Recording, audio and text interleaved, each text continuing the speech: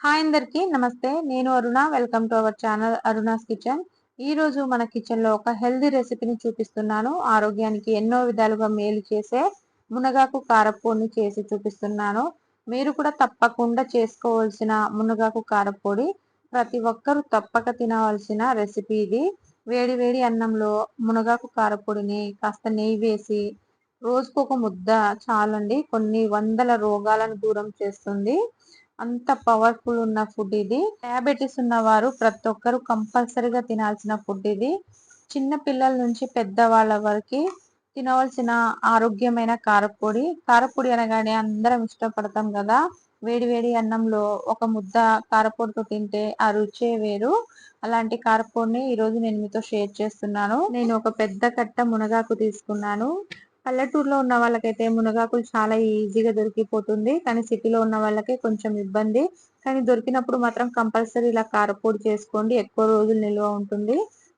నేను మా పిల్లల్ని స్కూల్ నుంచి తీసుకురావడానికి వెళ్ళినప్పుడు అక్కడ అమ్ముతుంటే తీసుకొచ్చాను. లక్కీగా చాలా రోజుల నుంచి అనుకుంటున్నాను కారపొడి చేసుకోవాలని చెప్పి.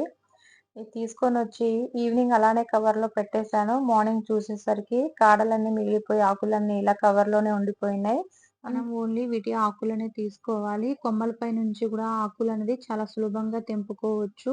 కాడలు లేకుండా ఆకులని శుభ్రం చేసుకొని తీసుకోవాలి.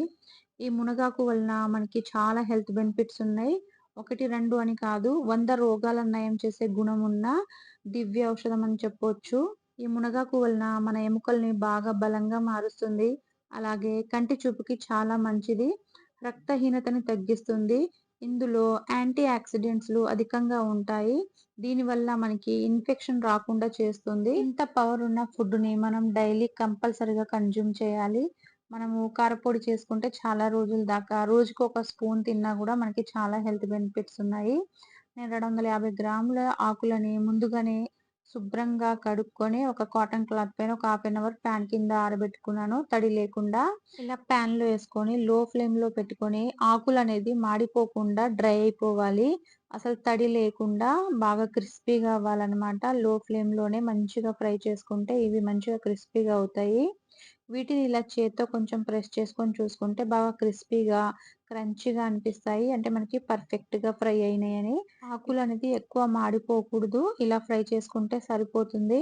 ఇప్పుడు వీటిని ఒక ప్లేట్‌లో తీసుకుందాము. ఇది చల్లారేదాకా పక్కన పెట్టుకుందాము.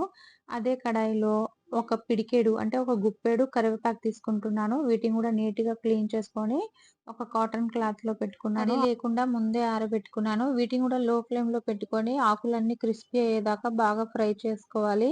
ఈ కరివేపాకు వల్ల కూడా మనకి చాలా హెల్త్ బెనిఫిట్స్ ఉన్నాయండి. వేస్తే మంచి టేస్ట్ అనేది వస్తుంది. చూసారు కదా, వీడియోలో చూపించిన విధంగా ఇలా ఫ్రై చేసుకోవాలి. వీటిని ఆయిల్ వేయకుండానే లో ఫ్లేమ్ లో మంచిగా ఫ్రై చేసుకోవాలి. ఇప్పుడు వీటిని కూడా తీసుకుందాం. ముందుగానే తీసుకున్న ప్లేట్ లో మునగాకుల్లోనే వీటిని కూడా కలిపేసుకుందాం. ఇప్పుడు అదే కడాయి పెట్టుకొని ఒక స్పూన్ ఆయిల్ వేసుకుంటున్నాను. నేను ఈ క్వాంటిటీకి ఒక స్పూన్ ఆయిల్ అనేది వేస్తున్నాను అనమాట. దీనికి ఆయిల్ అనేది ఎక్కువ పట్టదు. ఆయిల్ హీట్ అయ్యాక ఇందులోనే 2 టేబుల్ స్పూన్ శనగపప్పు, అలానే 2 టేబుల్ స్పూన్ మినపప్పు వేసుకొని లో ఫ్లేమ్ లోనే దోరగా వేయించుకోవాలి. ఈ పప్పులని లో ఫ్లేమ్ లోనే ఫ్రై చేసుకోవాలి. హై ఫ్లేమ్ లో ఫ్రై చేయడం వల్ల పప్పులు అనేది కొంచెం కలర్ త్వరగా మాడిపోతుంది. టేస్ట్ అనేది పాడైపోతుంది పొడిది. ఇందులో 2 టేబుల్ స్పూన్ల ధనియాలు వేసుకొని ధనియాలను కూడా కొంచెం క్రిస్పీ అయ్యేదాకా ఫ్రై చేసుకోవాలి.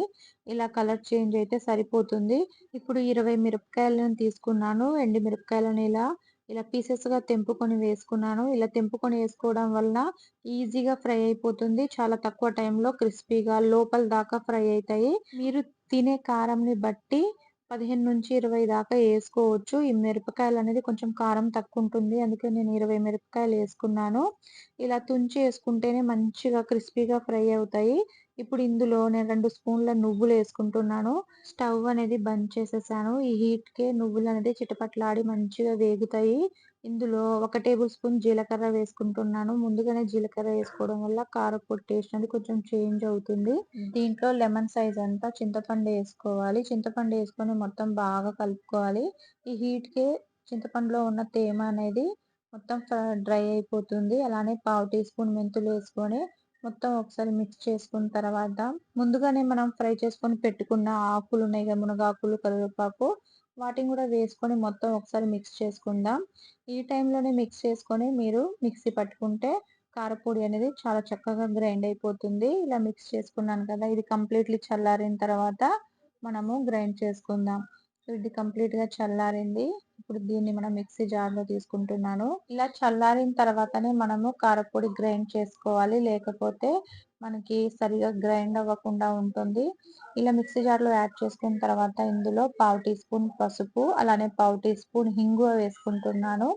టేస్ట్‌కి తగ్గట్టు సాల్ట్ ఏసుకొని దీన్ని కొంచెం బరకలాగా ఒకసారి గ్రైండ్ చేసుకుంటున్నాను.